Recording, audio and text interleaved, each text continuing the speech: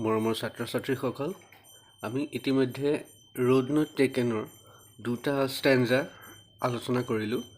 এতিয়া ইয়াৰ পিছৰ ষ্টেঞ্জাকেইটা আলোচনা কৰোঁ আহা। And both that morning equally lay in leaves, no step had trodden black. Oh, I kept the first for another day, yet knowing how way leads on to way, I doubted if I should ever come back.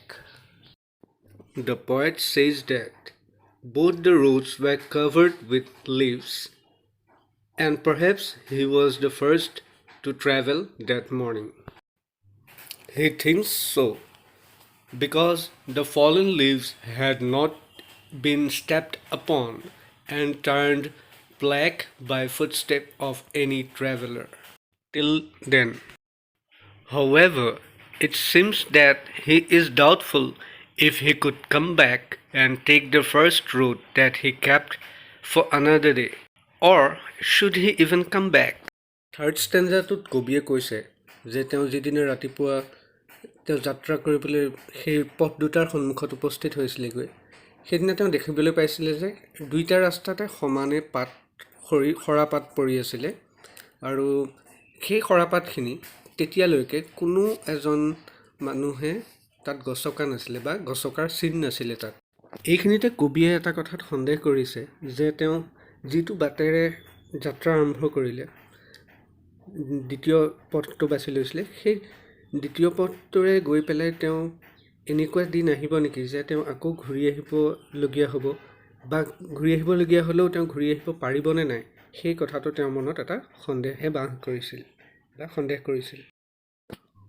Word meanings: lay, put down or place down, পৰি থকা বা পেলাই থোৱা; trodden, stepped upon, গছকি যোৱা। I shall be telling this with a sigh, somewhere ages and ages hence.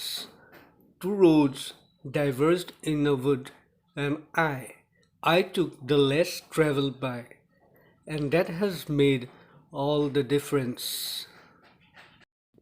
Years from now, somewhere in the future, the poet feels he will look back and then tell with a sigh of regret if his decision was wrong, and with a sigh of content if his decision was right.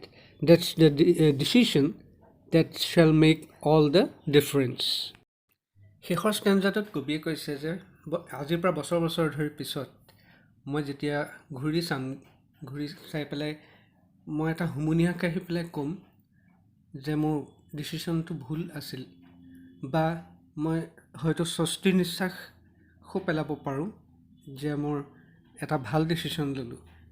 গতিকে এই ডিচিশ্যনটোৱে, এই সিদ্ধান্তটোৱে সকলোখিনি সলনি কৰিব পাৰে বা সকলোখিনি সেই সিদ্ধান্তটোৰ ওপৰতে নিৰ্ভৰ কৰে। Word meaning: sigh, forceful exhale in grief or relief, দুখত হুমুনিয়াহ কঢ়া বা সুখত স্বস্তিৰ নিশ্বাস পেলোৱা। Ages, years বা বছৰ। ছাত্ৰ ছাত্ৰীসকল, এই প্ৰশ্ন উত্তৰকেইটা কৰি মোক দেখাবা।